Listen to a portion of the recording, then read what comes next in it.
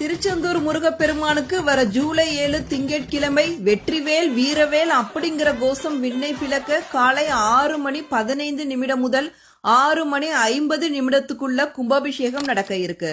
அதைத் தொடர்ந்து காலை 9 மணிக்கு சண்முகர் உருகு சட்ட சேவை செய்து சண்முக விலாசம் அடைதல் சிறப்பு அபிஷேகம் நடைபெறும்.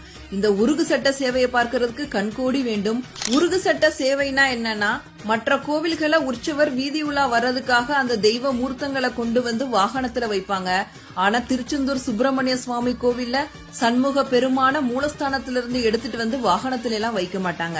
மாறாக உருகு பலகை அப்படிங்கிற பெரிய பலகையை சண்முகர் எழுந்தருளி உள்ள பீடத்திலிருந்து சந்நிதி வாயில் வரை போட்டு சண்முக பெருமானை பலகை மீது இருத்தி சிறிது சிறிதாக அசைத்து அசைத்து பீடத்திலிருந்து கேடயத்தில் எழுந்தருள செய்வார்கள். இதனை காண கண்கள் கோடி வேண்டும். இதுவே உருகு சட்ட சேவை அப்படின்னு சிறப்பித்து சொல்லப்படுது. அது மட்டும் இல்லாம சண்முக பெருமான் எழுந்தருளி வீதி உலா சென்று மீண்டும் சன்னதி திரும்பும் வரை உருகு பலகையானது சன்னதியிலிருந்து வாயில் வரை நீட்டி போடப்பட்ட நிலையிலேயே இருக்கும். தன்னை நாடி வரும் பக்தர்களின் குறை தீர்க்கும் கருணை கடல் கந்தனின் அற்புத தலம்தான் திருச்செந்தூர்.